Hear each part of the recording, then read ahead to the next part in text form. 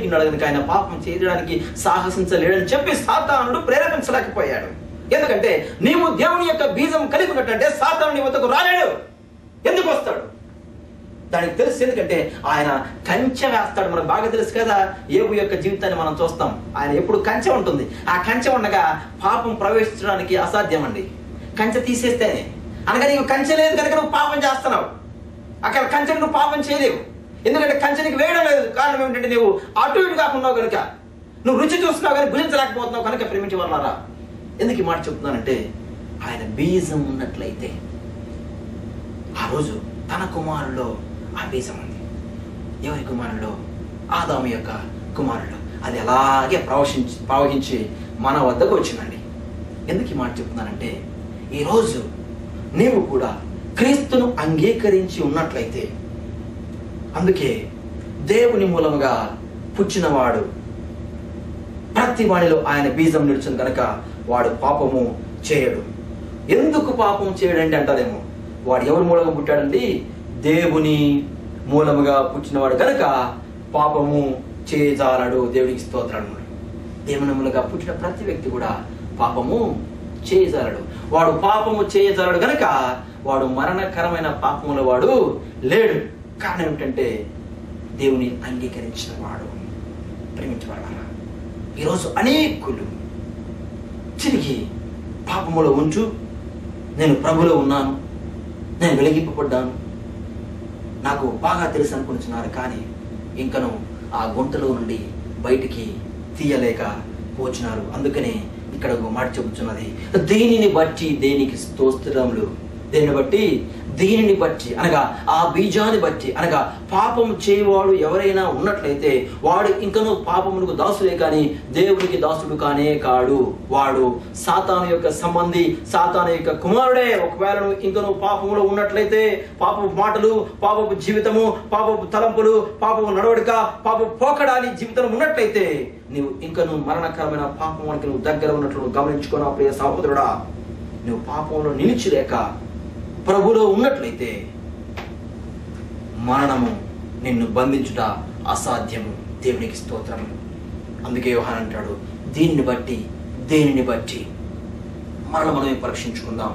దీనిని బట్టి దేవుని పిల్లలు ఎవరో. ఏమండి? ఈ మాటను బట్టి దేవుని కింద వ్రాయబడి ఉంది. దీనిని బట్టి దేవుని పిల్లలెవరో అపవాది పిల్లలెవరో తేట పడును. దేవునికి స్తోత్రములు. కనుపరచబడును, తేట తెల్లగా తెలియపడును. ఒకవేళ క్రీస్తు బీజము నీ జీవితంలో లేనట్లయితే నీవు ఎవరి సంతానం అండి? సాతాను సంతానం. అంటే చిన్న పాపము నీ జీవితంలో ఉన్నట్లయితే నువ్వు ఇంకా నువ్వు సాతాను ఉన్నావు. ఏమాత్రము నీకు పరలోక పౌరసత్వము లేనే లేదు. ఇక్కడ అపవాది పిల్లలెవరో తేటపడను, నీతిని జరిగించని ప్రతి వాడును. దేవునికి స్తోత్రం. ఎప్పుడైతే నీవు నీతిని జరిగించడం లేదో నీవు ఇంకను పాపంలోనే ఉన్నట్లు వాక్యం సర్వీసును ప్రేమించబడాలా. మరి ఎట్టి జీవితంలో నీవు ఉన్నావు? పరిశుద్ధాత్మ దేవుని నీవు, అనగా యేసు క్రీస్తు ప్రభువుని. నేను చెప్పాను మీకు, పరిశుద్ధాత్మ దేవుడు వేరు కాదు, యేసు క్రీస్తు ప్రభు వేరు కాదు. అందుకని ఇక్కడ రెండు మాటలు ఉంచాడు. అంటే నేను యేసుక్రీస్తు ప్రభుని దూషిస్తానులే, పర్వాలేదు, యేసుక్రీస్తు ప్రభుని అంగీకరించమని చెప్తున్నారు కదా, కానీ పరిశుద్ధాత్మను అంగీకరించమని చెప్పడం లేదు కదా అని అనుకుంటున్నాయేమో ప్రేమించగలరా. కానీ పరిశుద్ధాత్మ దేవుడు యేసుక్రీస్తు ప్రభు ఒక్కరే. తండ్రి, కుమార, పరిశుద్ధాత్మ దేవుడు త్రియేక దేవుడు, ఒకే ఒక దేవుడు.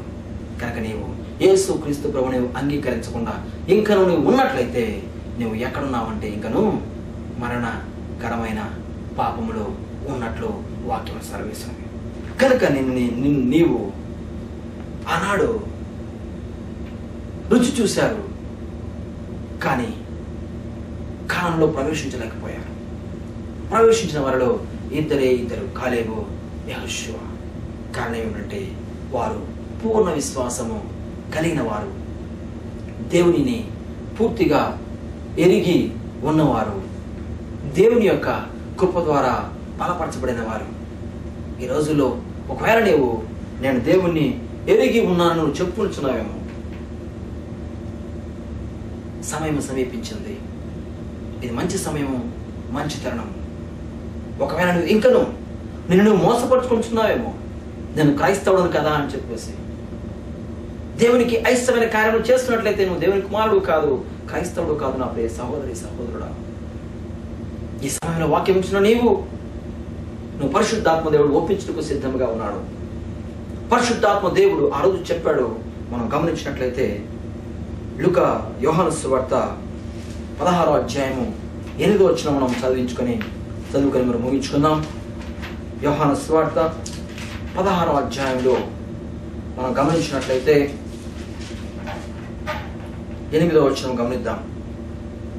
ఆయన వచ్చి పాపమును గూర్చియు నీతిని గూర్చియు తీర్పును గూర్చియు లోకమును ఒప్పుకొన చేయును దేవునికి స్తోత్రములు. పాపమును గూర్చి నీతిని గూర్చి తీర్పును గూర్చి పరిశుద్ధాత్మ దేవుడు వచ్చి ఒప్పుకొన చేయును దేవునికి స్తోత్రములు. నా ప్రియ సహోదరి సహోదరుడా, ఈ సమయంలో పరిశుద్ధాత్మ దేవుడైనటువంటి ఆ గొప్ప దేవుడు నీతో మాట్లాడుచున్నాడు, నిన్ను ఒప్పుకొన చేయుచున్నాడు. వాక్యం ద్వారా నీ హృదయాన్ని నువ్వు దేవునికి ఇచ్చినట్లయితే, ఒకవేళ ఈ సమయంలో నీవు అయ్యో నా జీవితము మరణకరమైన పాపంతో నిండి ఉన్నది, ఎందుకంటే యేసుని తృణీకరిస్తున్నాను, యేసుని సొంత రక్షణగా అంగీకరించలేకపోతున్నానని చెప్పేసి గతంలో అనుకొని ఇప్పుడు నువ్వు అంగీకరించినట్లయితే నీ జీవితము ఆయనతో సాగించాలని, నీ జీవితము సజీవ యాగంగా ఆయనకు సమర్పించుకొని నువ్వు ముందుకు నడవాలని ఆశించినట్లయితే పరిశుద్ధాత్మ దేవుడు నిన్ను తీర్పులోనికి తీసుకుని వెళ్లకుండా మరి నిన్ను పరలోకానికి తీసుకెళ్ళడానికి ఆయన సిద్ధంగా ఉన్నాడు. నీ జీవితంలో మారు మనసు కలిగినట్లయితే నువ్వు ఒకసారి వెలిగింపబడ్డాను అనుకుంటున్నాయేమో, రుచి చూశానని అనుకుంటున్నాయేమో, కానీ రుచి చూసి వదిలేస్తే సరిపోదు. కానీ ఇందాకే మీకు చెప్పాను, నన్ను భుజించువాడని చెప్పాడు యేసయ్య. ఆయన మనం భుజించినట్లయితే, మన హృదయంలో ఆయనకు స్థలం ఇచ్చినట్లయితే, ఆయనకు మనకి జీవితాన్ని మార్చి మనకు జీవము దయచేయడానికి ఆయన సిద్ధంగా ఉన్నట్లు చూస్తున్నాం ప్రేమించాలన్నా. కనుక నీవు ఎట్టి స్థితిలో ఉన్నావు, ప్రార్థన చేయాలి సహోదరు కొరకు, మంచిదే. ఆ సహోదరుడు ఎట్టి స్థితిలో ఉన్నాడో గమనించి నువ్వు ప్రార్థన చేయాలి. మరణకరమైన పాపంలో ఉన్నాడా, మరణకరము కాని పాపంలో ఉన్నాడా మనం గమనించాలి. ఆయన కొరకు మనం ప్రార్థన చేయాలి. ఆయన మన ప్రభువులోకి మనం నడిపించాలి. ఆయన నిత్య జీవం పొందుట కొరకు మనము ప్రయాసపడాలి. ఇందాక మీకు చెప్పాను, ఏ వ్యక్తి కూడా ప్రభులో ఉన్న వ్యక్తి ఎప్పుడు కూడా ఏమి చేయడం చెప్పానండి, పాపము చేయలేడు ప్రేమించగలరా. ఇది 1 యోహాను 5వ అధ్యాయం 18వ వచనం గమనించినట్లయితే, దేవుని మూలముగా పుట్టిన వాడెవడు పాపము చేయడని ఎరుగుదుము అనగా మనకు బాగా తెలుసు. దేవుని మూలముగా పుట్టిన వాడెవడు పాపము చేయడని ఎరుగుదుము. దేవుని మూలముగా పుట్టినవాడు ఎందుకు పాపం చేయలేడు? ఎందుకు పాపం చేయలేడు? ఎందుకంటే మేము ఎన్నో చేస్తున్నాము, చిన్న చిన్న పొరపాట్లు. మాకు దేవుడు అంటే భయము, వాక్యం అంటే భయము, మాది మంచి క్రైస్తవ కుటుంబం చెప్పుకుంటూ ఉండవచ్చు. కానీ ఇక్కడ చూసినట్లయితే 1 యోహాను 5వ అధ్యాయము 18వ వచనంలో మనము గమనించినట్లయితే, దేవుని మూలముగా పుట్టిన వాడెవడు పాపము చేయడని ఎరుగుదము. దేవుని మూలముగా పుట్టినవాడు ఏం చేసుకున్నాడంట, తన్ను తాను, ఇది చాలా ప్రాముఖ్యమైన వాడు నాకు ఎప్పుడైతే